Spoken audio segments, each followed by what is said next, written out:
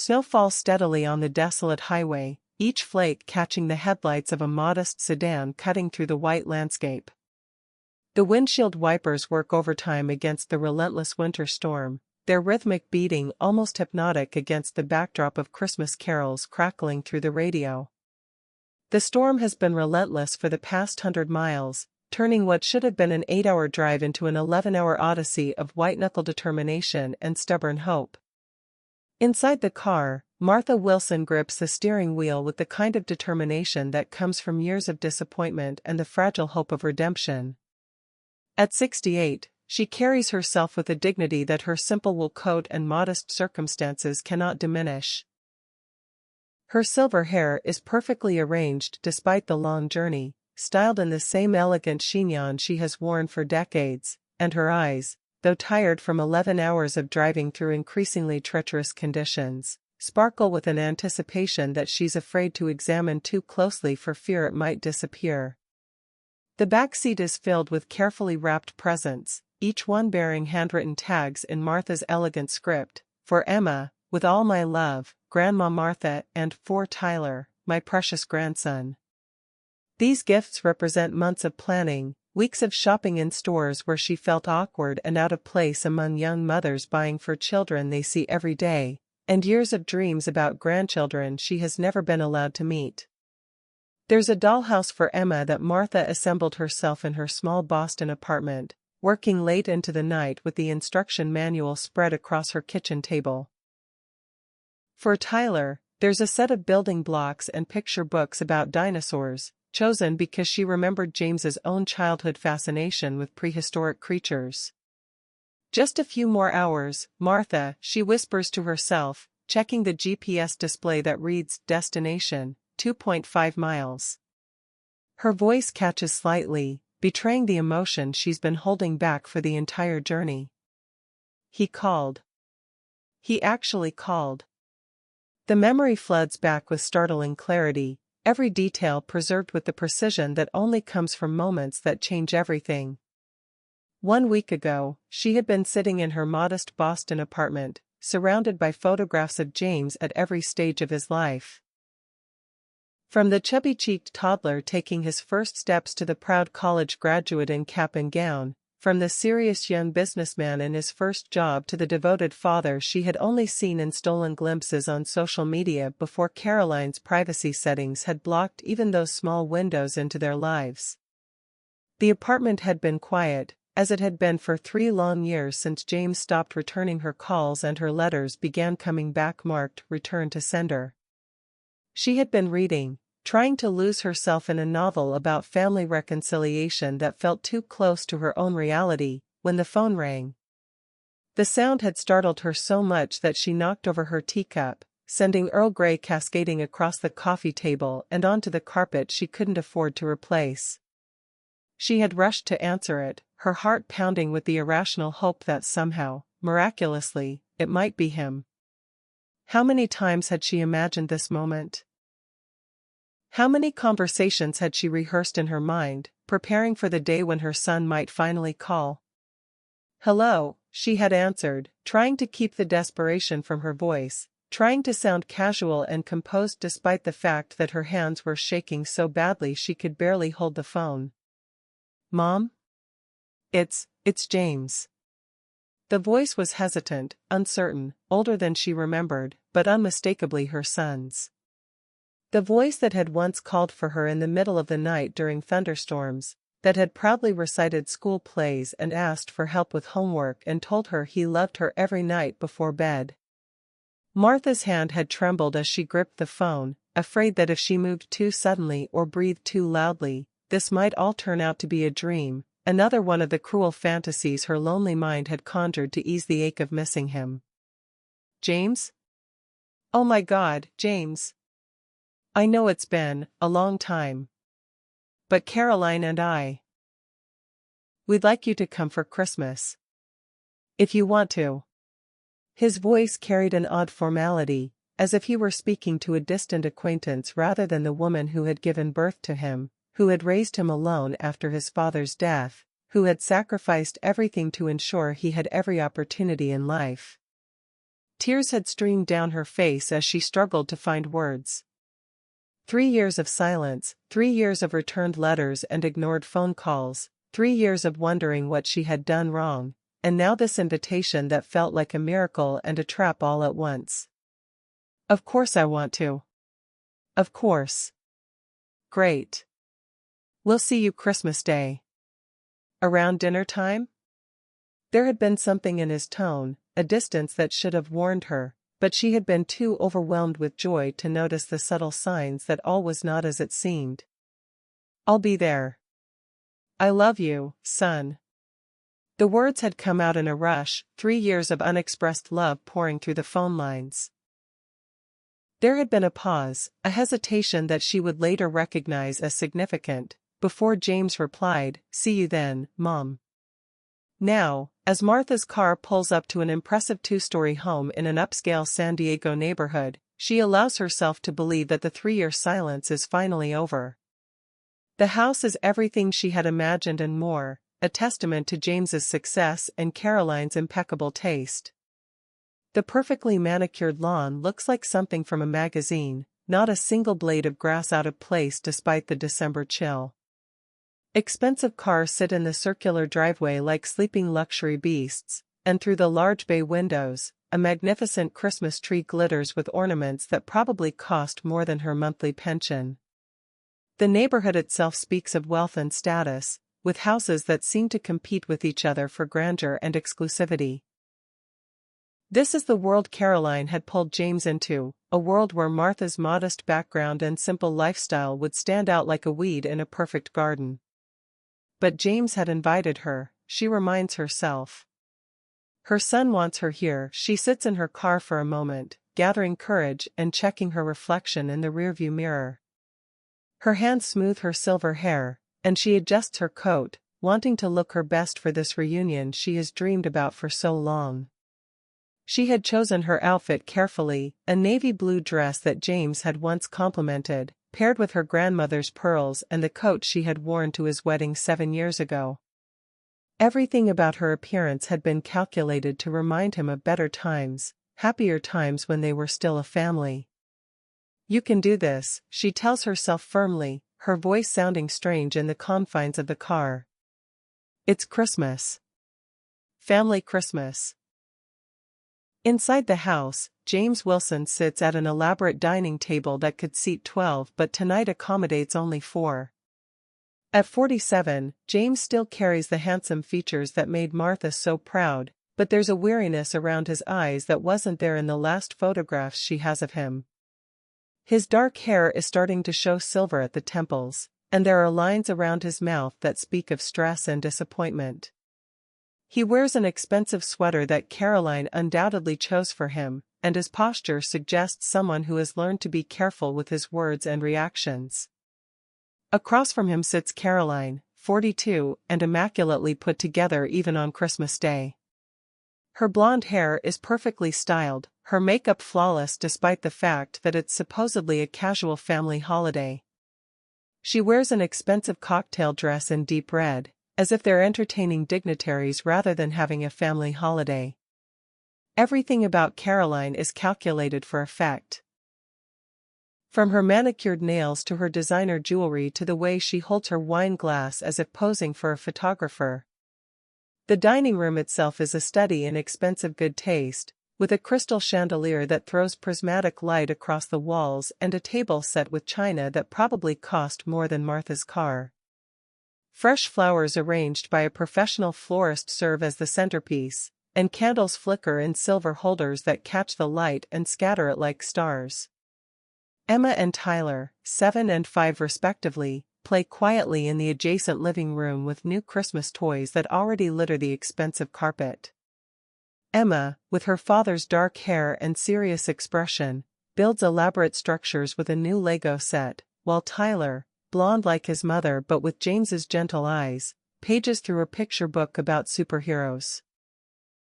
Both children are dressed in matching outfits that suggest Caroline's hand in their wardrobe choices, and both seem unusually subdued for children on Christmas Day. The table is set for exactly 4 people: James, Caroline, Emma, and Tyler. There is no fifth-place setting, no indication that anyone else is expected, no acknowledgement that a grandmother might be joining them for dinner. The absence is glaring to anyone who might notice, but Martha hasn't seen it yet. The Westridges will be here at 8, Caroline says, checking her phone with the efficiency of a social coordinator managing a complex event. Her voice carries the crisp authority of someone accustomed to being obeyed without question. Make sure you mention the promotion again, James. Richard needs to see you're hungry for it, that you understand what an opportunity this is. James shifts uncomfortably in his chair, his shoulders tensing in a way that suggests this is a familiar conversation, one he's grown tired of having. Caroline, it's Christmas. Maybe we could just what? Waste an opportunity? Caroline's voice has an edge that could cut glass, and her green eyes flash with the kind of controlled anger that comes from someone who believes their plans are being threatened. Do you know how long I've been cultivating these relationships? How carefully I've positioned us in this social circle? Richard Westridge doesn't just invite anyone to his home for Christmas cocktails. This is about your career, James. This is about our future. The subtext is clear. Caroline has orchestrated this evening as a networking opportunity, not a family celebration. The Westridges represent the social pinnacle Caroline has been climbing toward for years, and James's career advancement is simply another rung on her ladder of ambition. The doorbell rings, cutting through the tension like a knife, and both James and Caroline freeze as if an alarm has sounded.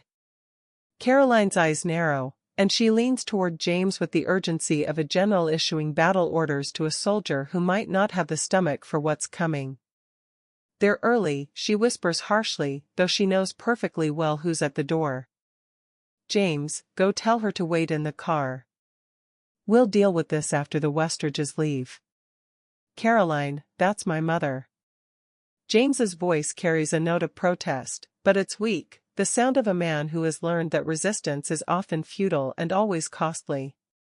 That's a stranger who abandoned you for 3 years, Caroline corrects with icy precision. I'm protecting our family from disruption, from embarrassment. Do you want the Westridges to meet some random old woman from Boston? Do you want them to think we can't manage our personal lives? James looks toward the door, then back at his wife's steely expression. The conflict in his face is painful to witness, the man caught between the woman who shares his bed and controls his social life, and the woman who gave him life and raised him with unconditional love. It's a conflict he's been losing for 3 years, each small surrender leading to this moment of ultimate betrayal. Outside, Martha stands on the front porch, adjusting her coat and smoothing her dress one final time. She presses the doorbell again and waits, her face glowing with the kind of maternal love that has survived 3 years of silence and rejection. Snow begins to dust her shoulders, but she doesn't seem to notice. Her focus is entirely on the warm light spilling from the windows and the anticipation of finally holding her grandchildren, finally being part of their Christmas celebration. She can hear music playing softly inside, Silent Night, and the sound fills her with bittersweet irony. How many Christmases had she spent alone, listening to carols and remembering when James was small and Christmas morning meant watching him tear through wrapping paper with the unbridled joy that only children possess? How many years had she set a place at her own table, hoping against hope that he might call, might visit, might remember that she existed? When the door finally opens, James appears, but his expression is not the welcoming embrace she had hoped for. His face is stricken, conflicted, marked by the kind of internal struggle that suggests he's about to do something that goes against every instinct of decency he possesses. Behind him, Caroline appears like a sentinel guarding a fortress, her perfect posture and cold expression making it clear that Martha is not welcome here. James. Oh, sweetheart, you look, Martha begins, her voice filled with joy and relief at finally seeing her son after 3 long years. She wants to drink in every detail of his appearance, to catalogue the changes that time has wrought, to reassure herself that he's healthy and well despite their estrangement. Mom, James cuts her off, his voice flat and uncomfortable, lacking any warmth or genuine pleasure at seeing her. You're late. We weren't sure you were coming anymore. The words hit Martha like a physical blow. Late? She had driven 11 hours through a snowstorm, had left Boston before dawn to ensure she would arrive on time. She had called twice during the journey to update James on her progress, but both calls had gone straight to voicemail. Now she understands why. He had been hoping she wouldn't make it, that the weather would provide him with an excuse to avoid this confrontation. Caroline steps forward, arms crossed, her perfectly applied makeup unable to hide the coldness in her eyes. She moves with the confidence of someone who knows she holds all the power in this situation, who has spent years preparing for this moment. We've already had dinner. The kids are going to bed soon. Martha's smile falters slightly, but she maintains her composure with the grace of a woman who has weathered many disappointments. Her voice remains steady, though those who know her well might detect the slight tremor that betrays her growing unease. That's okay. I'm just happy to be here. To see everyone. She holds up the gift bags, her hands trembling slightly from the cold and perhaps from nervousness. The bags are heavy with carefully chosen presents, each one selected with the kind of attention that only grandparents bring to gift-giving. I brought presents for Emma and Tyler. I've been saving them for. We appreciate that, Caroline interrupts with surgical precision, but as I said, the children are going to bed. Perhaps another time would be more convenient. James looks back at Caroline, who gives him the slightest nod, a signal so subtle that only someone who has lived under its influence would recognize it, but so commanding that James responds like a puppet whose strings have been pulled. Martha catches this exchange immediately, and something cold settles in her stomach as she realizes the true dynamics of this household. Look, Mom, James says, struggling with each word as if they're being pulled from him against his will. His voice lacks conviction, suggesting he's reciting lines he's been rehearsed to deliver. There's been a misunderstanding. We were expecting you for dinner, not to stay. The words hit Martha like a sledgehammer to the chest. She stands frozen, the gift bag still clutched in her trembling hands, as the reality of the situation slowly dawns on her. This is not a reconciliation. This is not a Christmas invitation. This is an ambush, carefully orchestrated to humiliate her and send her away with maximum emotional damage. Caroline steps forward with the confidence of someone who believes they hold all the power, who has spent 3 years building to this moment of ultimate victory. Her voice carries the satisfaction of someone delivering a killing blow. My husband doesn't want strangers at our family Christmas. The word strangers hangs in the frosty air like a curse, each letter designed to inflict maximum pain.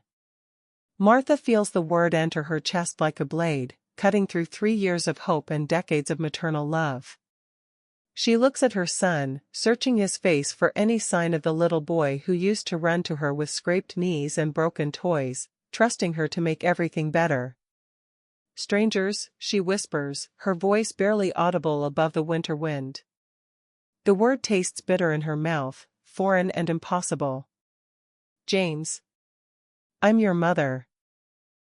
She thinks of the 38 hours of labor she endured to bring him into the world, the nights she stayed awake when he had fever, the jobs she worked to pay for his education, the sacrifices she made without complaint or resentment.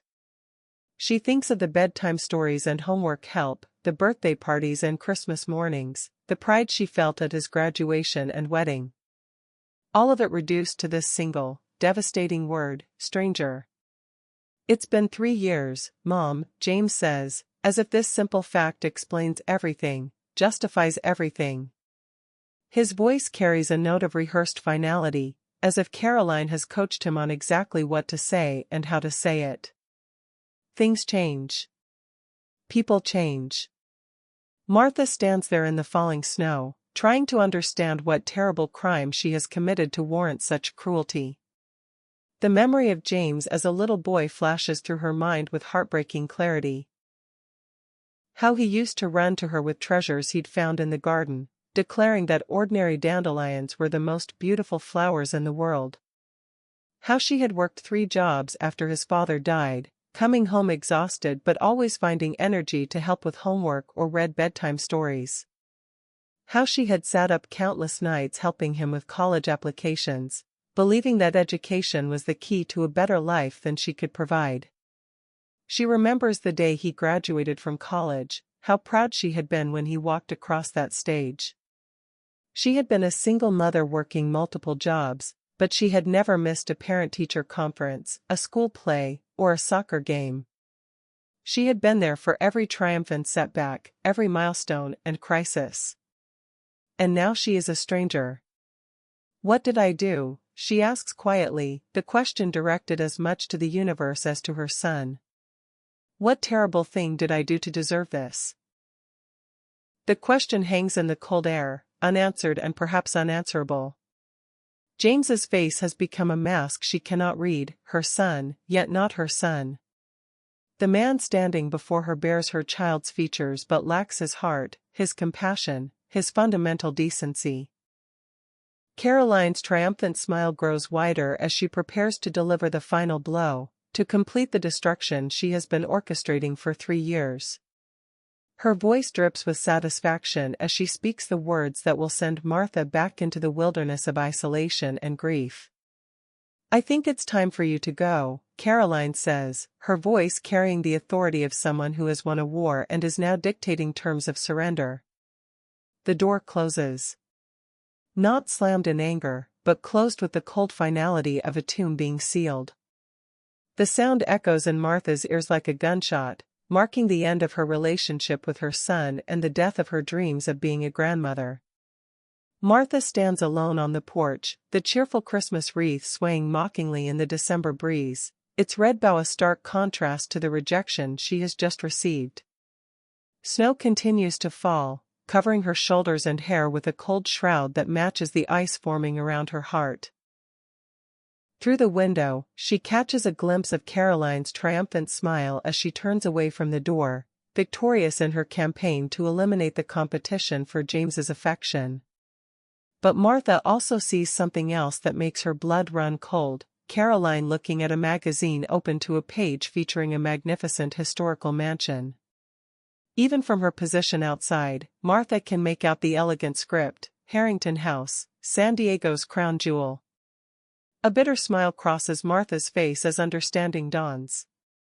Caroline's obsession with social status, her desperate climbing of San Diego's social ladder, her determination to be accepted by the city's elite, it all makes sense now. Harrington House represents the pinnacle of social achievement in this city, the ultimate symbol of wealth and prestige. If only she knew, Martha murmurs to herself, the irony of the situation cutting through her pain like a sharp blade. Standing in the falling snow, Martha sets her gift bags down on the porch with deliberate care. Each bag represents hours of shopping, careful consideration of what children she's never met might enjoy, hope that she might finally be part of their lives. Now they will sit here until someone throws them away, unopened and unwanted. She takes out a small notepad and pen from her purse, her hands shaking from the cold and emotion, but her mind suddenly crystal clear. Sometimes, when you have nothing left to lose, the truth flows as easily as water. Sometimes the most devastating weapon isn't revenge, it's simply revealing what has been hidden in plain sight. Martha writes quickly, her elegant handwriting flowing across the page despite her trembling fingers.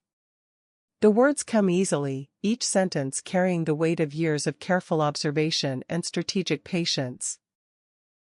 When she finishes, she folds the note carefully and walks to their mailbox, slipping it inside with the deliberate care of someone playing their final card.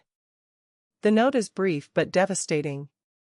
"James, since you have chosen to treat me as a stranger, I thought you should know who this stranger actually is. I am the anonymous owner of Harrington House, the property Caroline has been desperately trying to gain access to for years. I purchased it through my holding company in 1987 with your father, intending it as our retirement home. I am also the trustee of your grandfather's $12 million trust fund, which matures on your 48th birthday next month. Additionally, I am a silent partner in Westridge Partners, the firm where you work. I have been watching your career progress for years, proud of your achievements and disappointed by the obstacles that have been placed in your path. Caroline's meeting with Richard Westridge last spring, where she convinced him you weren't ready for promotion, was recorded. Her systematic interception of my letters and gifts to you and the children is documented. Her affair with Michael Crawford is well documented. I have scheduled a meeting with my attorneys on December 26 to discuss the disposition of the trust fund. The terms require that the beneficiary demonstrate sound financial judgment and freedom from undue influence. Consider this my Christmas gift to you, the truth. Your stranger, Mother. Martha picks up her gift bags and takes out her phone to call a taxi. I need a cab to the airport, please, she says into the phone, her voice steady despite the tears freezing on her cheeks. Yes, I know it's Christmas. As she waits for the taxi, she looks back at the house one final time.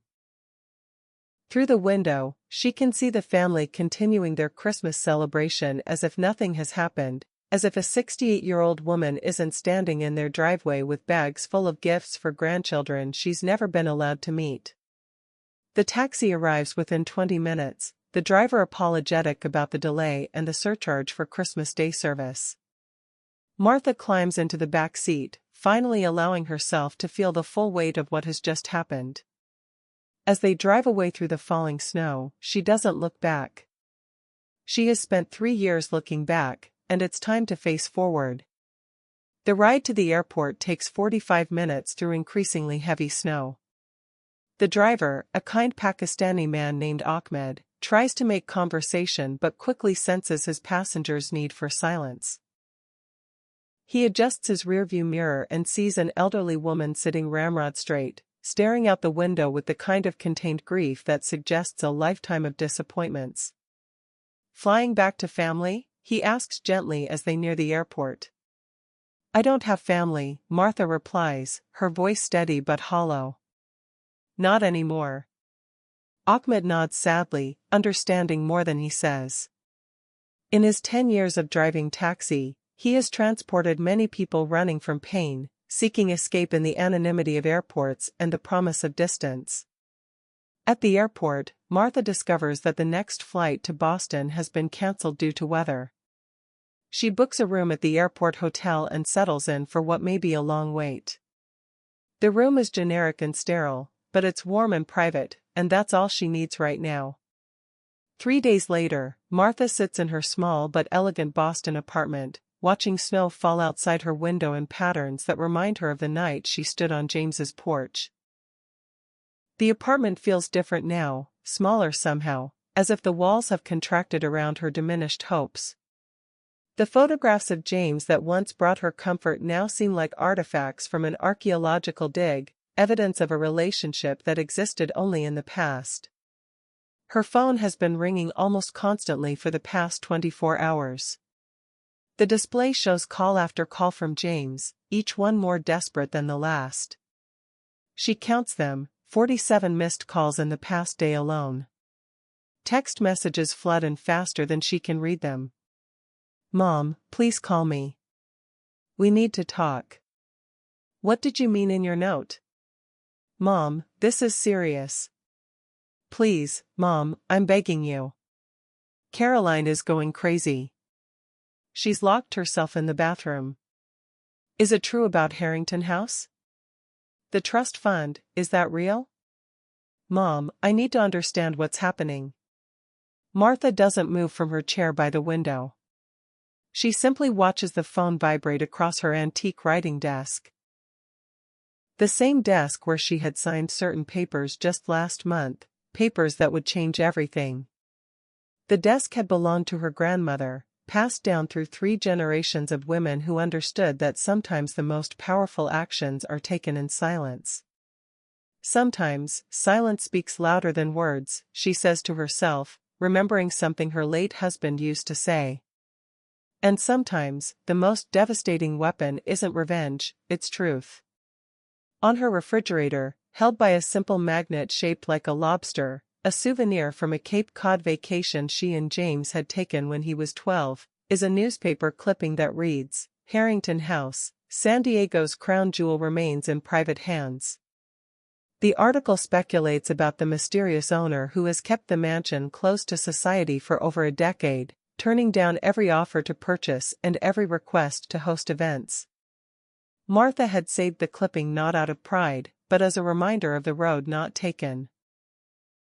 She and Robert had bought the house as young investors, recognizing its potential but never intending to become symbols of exclusivity and wealth.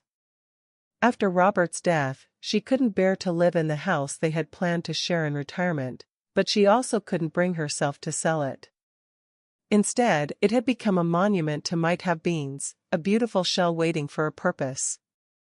The irony is not lost on her that Caroline, in her desperate social climbing, has been trying to scale the very mountain that Martha owns. All of Caroline's scheming, her careful cultivation of relationships, her strategic positioning in San Diego's social hierarchy, has been aimed at gaining access to a world that Martha controls absolutely. On the fourth day, at precisely 9 a.m, Martha finally answers the phone. She has chosen this time deliberately, knowing that Caroline will likely be present, that the conversation will be heard by the woman who orchestrated this entire situation. "Martha Wilson speaking," she says, her voice steady and professional, the voice she had used in boardrooms for decades before her retirement, the voice that had negotiated real estate deals worth millions and commanded respect from men who initially underestimated her because of her gender and unassuming appearance. "Mom." James sounds breathless, as if he's been running marathons instead of desperately trying to reach her for days. "Thank God. I've been trying to reach you for days." "Have you?" Martha keeps her tone light, conversational, as if they're discussing the weather rather than the destruction of their relationship. "I've been rather busy." The understatement hangs in the air like a blade. Martha has indeed been busy consulting with lawyers, busy reviewing financial documents, busy making decisions that will reshape not only her own life but the lives of everyone in James's household. "Mom, your note. Is it true? All of it?" Martha smiles to herself, though there's no joy in it, only the grim satisfaction of someone who has played their cards perfectly and is now watching their opponents realize the true scope of the game they've been losing. "Every word, James." The silence that follows is heavy with the weight of revelations that are about to shatter James's carefully constructed world. Martha can almost hear the wheels turning in his mind as he tries to process the implications of what she's told him. "You own Harrington House?" His voice is barely above a whisper, carrying the kind of awe and disbelief that comes from discovering that the person you've dismissed holds the keys to everything you've been seeking. "The one Caroline's been trying to get us invited to for years? The one that never goes on the market? I purchased it through my holding company in 1987, Martha says simply, as if she's discussing a routine grocery purchase rather than one of San Diego's most prestigious properties. "Your father and I had planned to retire there. After he died, I couldn't bear to live in it. But I couldn't sell it either. Sentimental value, I suppose." She hears what sounds like glass breaking in the background, perhaps Caroline dropping her morning coffee cup as the implications of this revelation sink in. The sound brings Martha a small measure of satisfaction. Caroline, who has spent years positioning herself as the arbiter of social connections and family decisions, is learning that she has been operating from a position of complete ignorance. "And the trust fund?" James's voice is shaking now, the tremor of a man who is beginning to understand that everything he thought he knew about his family's financial situation was wrong. $12 million? Your grandfather was a prudent man, James. He set it up to mature on your 48th birthday. That's next month, isn't it? January 15th? Martha's voice carries the casual authority of someone discussing facts that have been true for decades, waiting patiently for the right moment to be revealed. The trust fund has been one of Martha's most closely guarded secrets.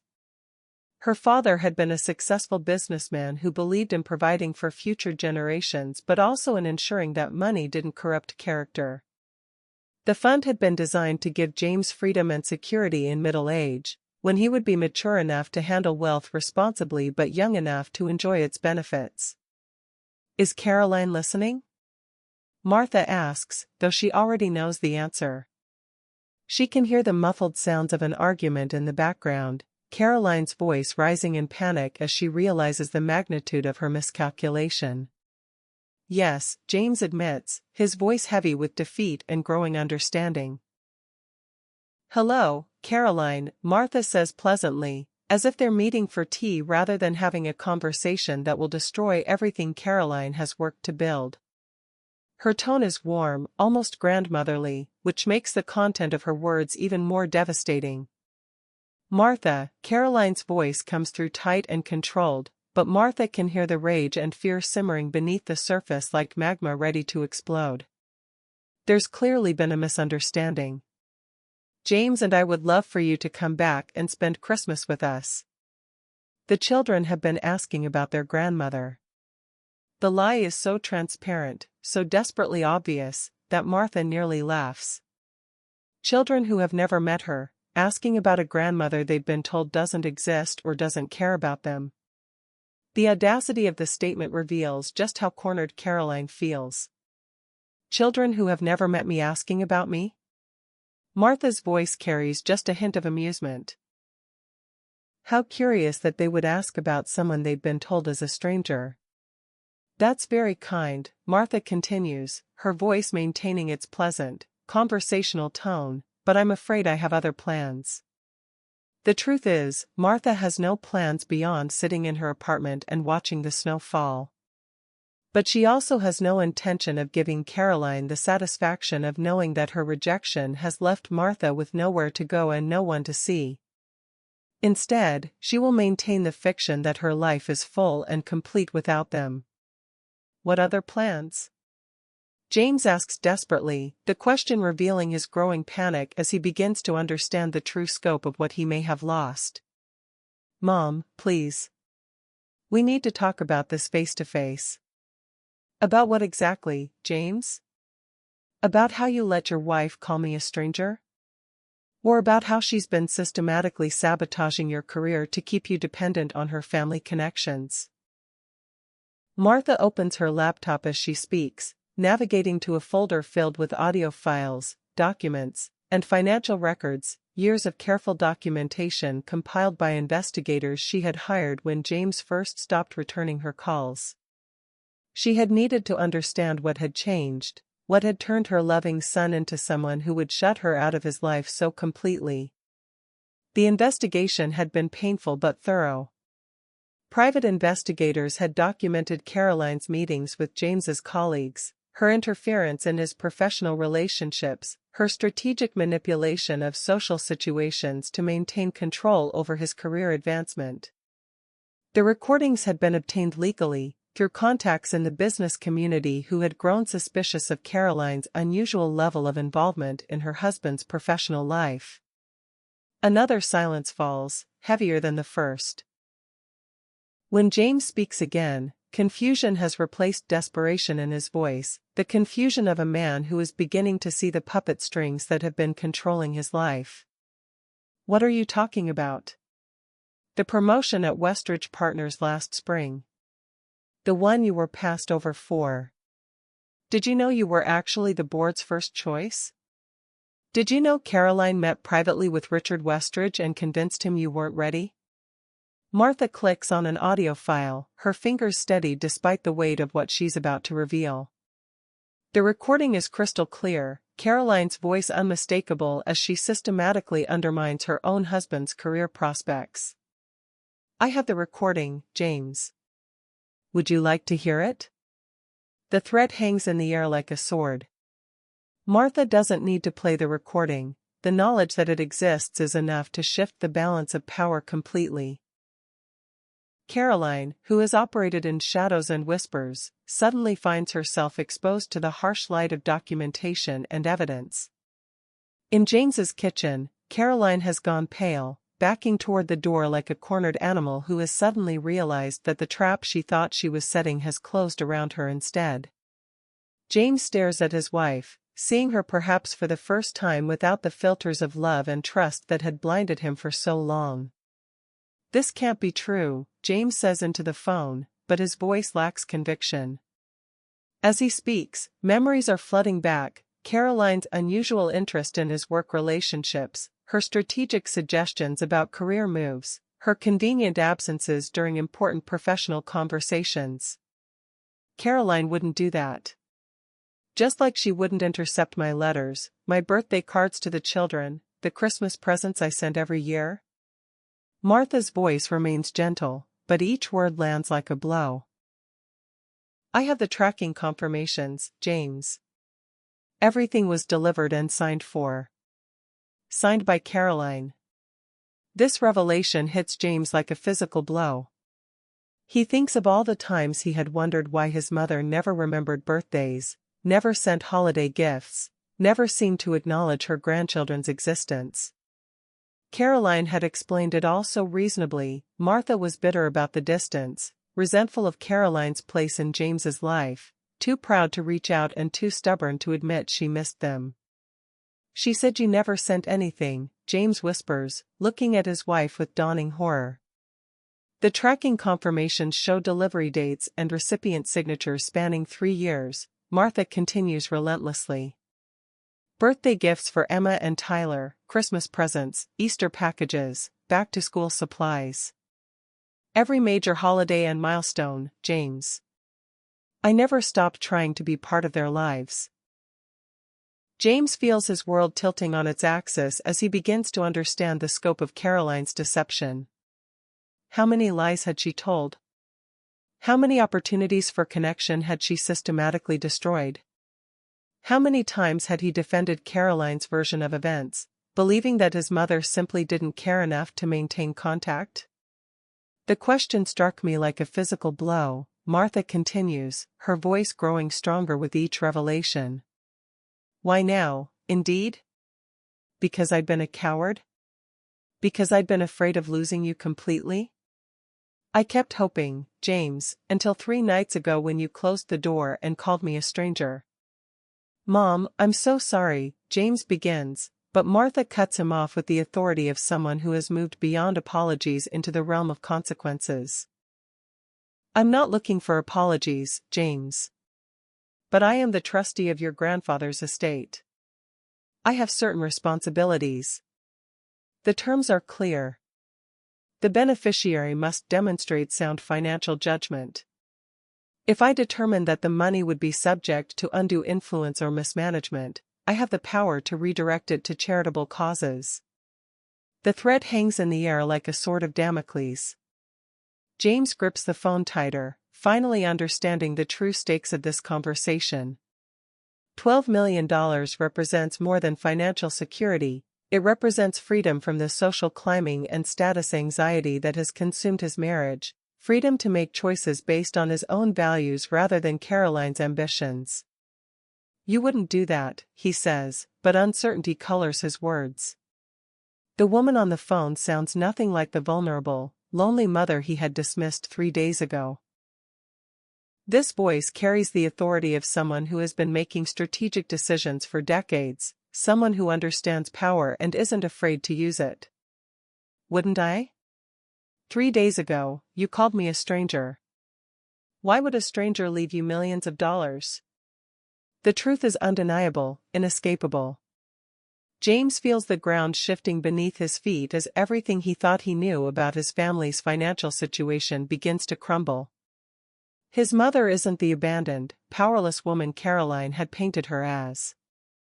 She's a woman of substantial means and influence who has been watching, waiting, and planning. What do you want me to do? He finally asks, the question coming out like a confession. That's entirely up to you, James. But know this, I have a meeting with my lawyers on December 26th, the day after Christmas. Whatever decisions you make between now and then will determine my decisions thereafter. The deadline is deliberate and devastating. Christmas Day. The day that should represent family unity and love will instead be a day of reckoning. Every choice James makes in the next 24 hours will determine not only his financial future but the future of his children and his relationship with the only parent he has left. You're blackmailing me? Hurt and disbelief wore in James's voice, the pain of a son who thought he understood the rules of family engagement only to discover that the game has changed completely. I'm giving you a choice, Martha corrects gently, her voice carrying the patience of someone who has thought through every aspect of this conversation. Which is more than you gave me when you shut that door. Caroline frantically gestures for James to hang up, her carefully constructed world collapsing around her like a house of cards in a hurricane. But James turns away from her, focusing entirely on his mother's voice, perhaps for the first time in 3 years actually listening to what she's saying rather than filtering it through Caroline's interpretations. Oh, and James, Martha adds before ending the call, her voice carrying the finality of someone playing their last card. The passcode to the email account mentioned in my note is your birth date. Everything is there. The recordings, the documents, the proof. All of it. The truth doesn't ask to be believed, James. It only asks to be seen. The line goes dead, leaving James staring at the phone in his hand while Caroline backs against the kitchen island, her breathing rapid and shallow, her perfect composure finally cracking under the weight of her exposed deceptions. James, you can't believe her, Caroline says, desperation creeping into her voice like water through the cracks in a dam. She's obviously mentally unstable. These accusations are the ravings of a bitter old woman who can't accept that you've moved on with your life. Are they accusations, Caroline? Or are they facts? For the first time in their marriage, James really looks at his wife, past the perfect makeup that takes an hour to apply each morning, past the designer clothes that cost more than most people's monthly salaries, past the carefully crafted image she presents to the world. What he sees chills him to the bone, the calculating expression of someone who has been playing a long game with other people's lives as the stakes. She's trying to buy you back. Can't you see that? Caroline's voice rises with panic, the controlled modulation she usually maintains cracking under pressure. She's using money to manipulate you, just like she's probably been manipulating situations for years. This is what controlling people do when they're losing power, they throw money at the problem. The promotion, James says slowly, each word carefully considered as pieces of a puzzle begin to fall into place. Did you really meet with Richard Westridge? Caroline's face undergoes a subtle transformation, her mask slipping just enough to reveal the calculation beneath. I was protecting us. Protecting our family. You weren't ready for that kind of pressure, James. The long hours, the travel, the stress, it would have destroyed our marriage. You sabotaged my career because you thought I couldn't handle success? That's not what I meant, Caroline starts, but James cuts her off with a gesture that surprises them both with its authority. That's exactly what you meant. You decided, without consulting me, that I wasn't capable of handling a promotion I had earned through my own merit. You went behind my back to convince my boss that I was unstable or unreliable. James begins to pace the kitchen, his mind racing as memories resurface with new context. How many times had Caroline steered conversations away from work topics? How many professional relationships had she discouraged? How many opportunities had she quietly undermined while presenting herself as his biggest supporter? The letters from my mother. The birthday cards. Where are they, Caroline? Caroline's mask finally slips completely, revealing the calculating woman beneath the perfect wife facade. She abandoned us. She chose her pride over her family. I was protecting our children from disappointment, from the pain of having a grandmother who didn't care enough to maintain contact. No, James says with sudden, crystal clarity. You chose for me. For all of us. You decided that your version of our family was the only acceptable version, and you eliminated anyone who didn't fit into that picture. Without another word, James walks to Caroline's home office, his wife following frantically behind him. Her protests fall on deaf ears as he begins methodically searching through her desk drawers, looking for evidence of the deception he now knows must exist. James, don't do this. We can work through this together, Caroline pleads, but her voice lacks conviction. She knows what he's going to find, and she knows that once he finds it, there will be no explaining it away. In the bottom drawer, hidden beneath financial files and social correspondence, James finds a shoebox that Caroline had thought was safely concealed. Inside are dozens of unopened cards and letters addressed to him and the children, packages that were never delivered upstairs to their intended recipients. The postmarks span 3 years, documenting a systematic campaign of interception and concealment. James holds up a birthday card for Emma from the previous year, still sealed in its envelope. His hands shake as he reads his mother's careful handwriting. For my precious granddaughter Emma, with all my love on your 7th birthday. I hope you like the book about horses I picked out for you. Love, Grandma Martha. She remembered Emma's birthday, he whispers, the simple fact carrying devastating weight. Inside the envelope is a gift card to a bookstore and a photograph of a horse farm in New England, with a note on the back, maybe someday we can visit a place like this together. James, please. I was protecting our children from disappointment.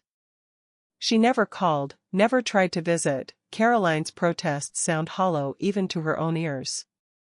Because you made sure I wouldn't take her calls. Because you convinced me she didn't care.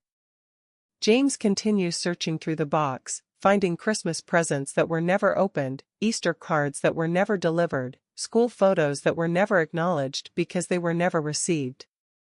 He finds something else that makes his blood run cold. A second cell phone hidden behind a stack of file folders. Caroline lunges for it, but James is faster, his reflexes sharpened by growing anger and betrayal. That's not what you think, Caroline stammers, but the panic in her voice reveals that it's exactly what James thinks. James checks the text messages, his face hardening with each line he reads. The messages are recent, intimate, and devastating in their implications. Meet me Thursday. Same place. James can't know. I miss you so much. This situation with his mother is getting complicated. When can we finally be together properly? I'm tired of sneaking around. The money changes everything. We need to be more careful now. Michael Crawford? James looks up at his wife with disgust and disbelief. Michael Crawford, his colleague at Westridge Partners, the man Caroline had always claimed to find arrogant and untrustworthy. You've been texting with Michael Crawford? Caroline's composure crumbles completely, years of careful control dissolving in the face of incontrovertible evidence. It's not what it looks like. It's over now. It has been for months. James reads directly from the phone, his voice growing colder with each word. Meet me Thursday. Same place. James can't know. He looks up at his wife with a mixture of fury and disgust. What exactly am I not supposed to know, Caroline? It's complicated, James. You don't understand the pressure I've been under, your mother, your career stalling, the social expectations, the constant judgment from other wives. So you decided to fix it all behind my back. Sabotage my career, isolate me from my family, and have an affair while you were at it. James grabs his laptop and enters his birth date into the email account his mother had mentioned. File after file downloads, audio recordings, legal documents, financial records documenting years of deception and manipulation. The sheer volume of evidence is staggering, representing a level of investigation and documentation that speaks to his mother's business acumen and strategic thinking. He clicks on an audio file labeled Caroline_Westridge_meeting. Caroline's voice fills the room, clear and damning in its calculated manipulation. Richard, I'm worried about James. He's not ready for this level of responsibility. The pressure could destroy our marriage, and I'm thinking about our children's stability. Richard Westridge's voice responds with professional concern. Caroline, James is our top candidate. His performance reviews are exceptional, and the client specifically requested him for this position. But what about family balance? What if we gave him another year to mature, to prepare for leadership? Perhaps Michael Crawford could take the position temporarily? He's shown real hunger for advancement, and he understands the social aspects of the job better than James does. James stops the recording, his face pale with the realization of how completely he has been betrayed. Not only had Caroline sabotaged his career advancement, but she had actively promoted her lover as his replacement. You convinced them I was unstable, he says, his voice barely above a whisper. And you recommended Michael for my position. I was protecting us. Caroline shrieks, but the words ring hollow in the face of the evidence. I was thinking about our family's stability, our children's future. You were protecting your affair and your social ambitions. You needed me to be dependent on you, unsuccessful enough that I wouldn't question your control but successful enough that you could maintain your lifestyle.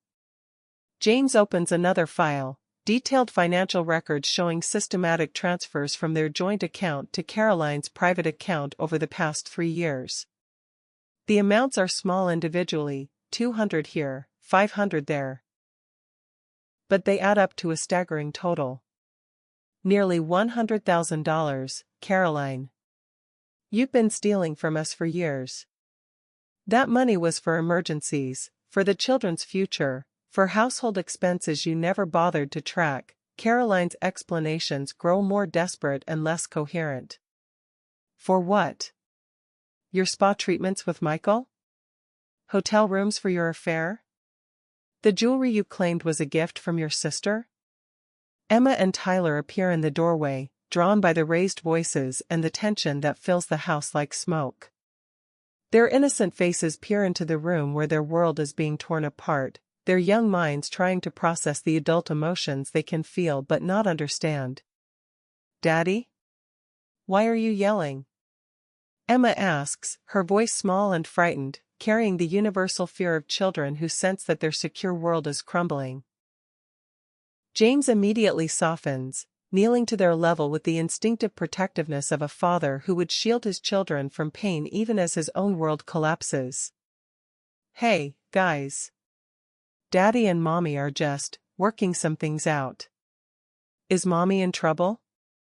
Tyler asks, his 5-year-old intuition picking up on the tension in the room and the tears in his mother's eyes. James looks back at Caroline, then at the evidence of her deception spread across the desk like the pieces of their shattered marriage. How do you explain betrayal to children?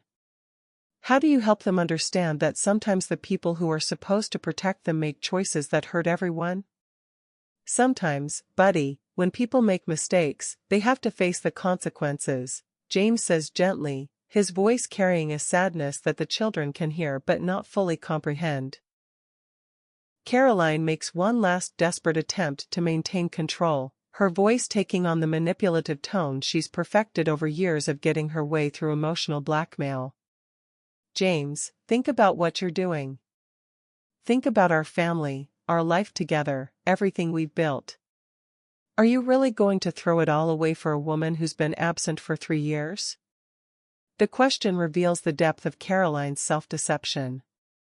Even now, faced with overwhelming evidence of her own betrayals, she continues to cast Martha as the villain and herself as the victim. She wasn't absent, Caroline. You made her absent. You stole my mother from me, and you stole me from my children's grandmother. James's voice carries a finality that cuts through Caroline's protests like a blade. You've been playing a game with our lives for 3 years, and I'm done being your pawn. James stands, his decision crystallizing with absolute clarity. The man who has spent years being managed and manipulated finally asserts his own authority. I'm taking the kids to a hotel tonight. Tomorrow, I'm calling a lawyer.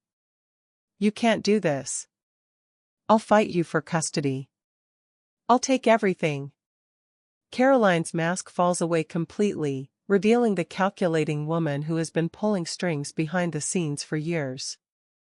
You have no idea what you're up against. My family has money, connections, influence. You're nobody without me. The threat hangs in the air, but it lacks the power it once would have carried. James gathers the evidence from the desk, his movements methodical and determined. With what? The money you embezzled? The affair you've been hiding?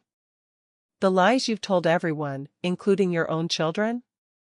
He looks at his wife with something approaching pity. I think my mother's lawyers will be very interested in all of this.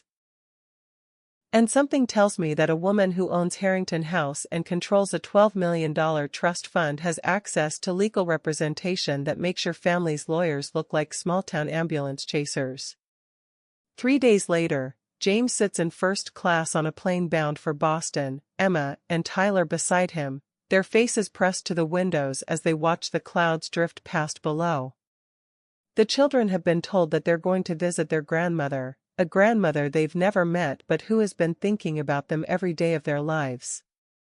Both children clutch small wrapped presents they made during the flight, drawings and crafts created with the airline's activity kits and the focused attention that children bring to important projects.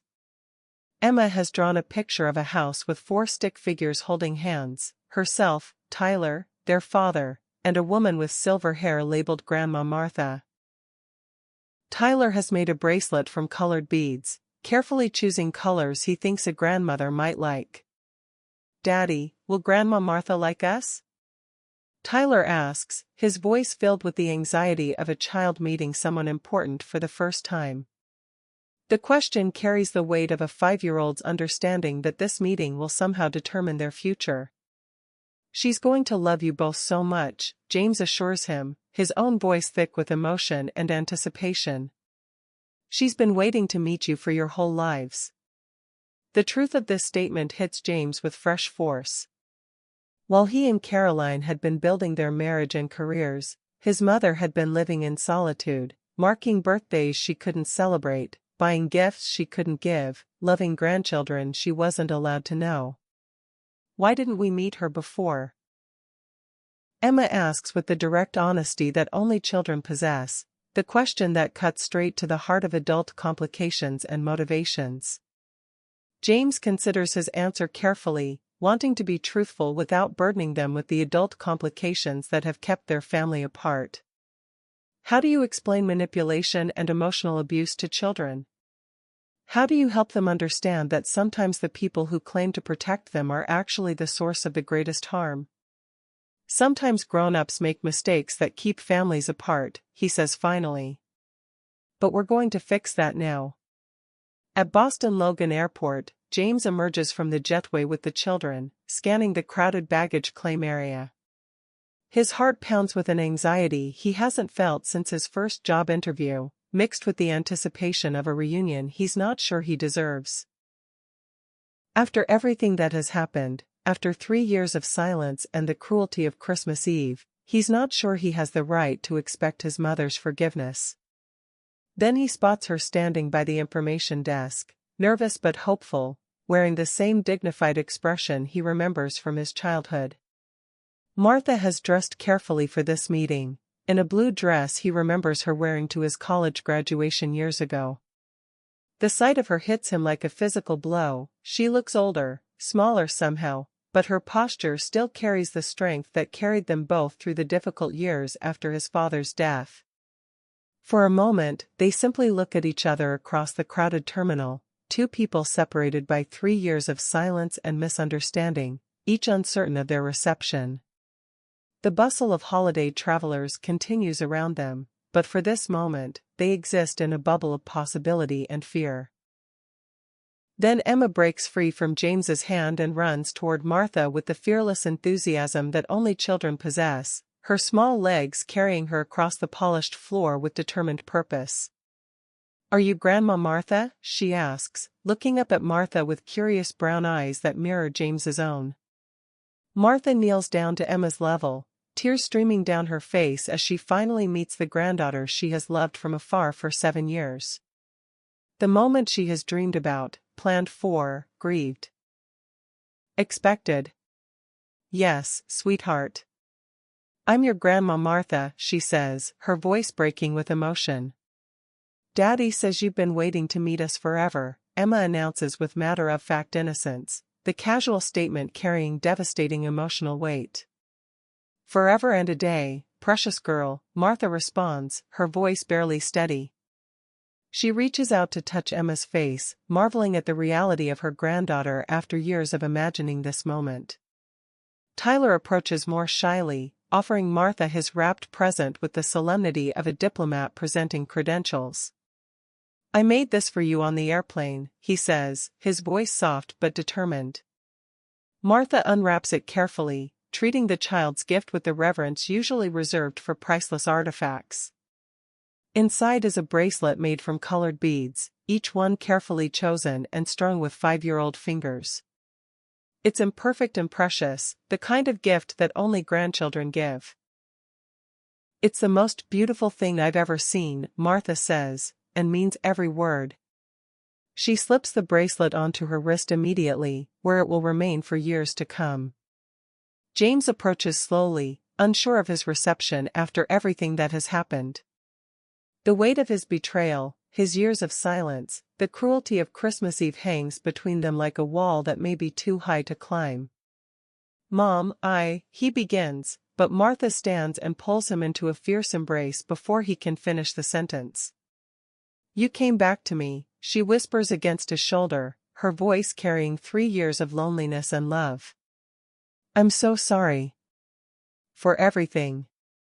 For believing her lies, for shutting you out, for calling you a stranger," James says, the words tumbling out in a rush of guilt and regret. "I don't know how I could have been so blind, so cruel. You were never really gone, James. You were just lost for a while," Martha says, her forgiveness coming as easily as breathing. "And now you're found."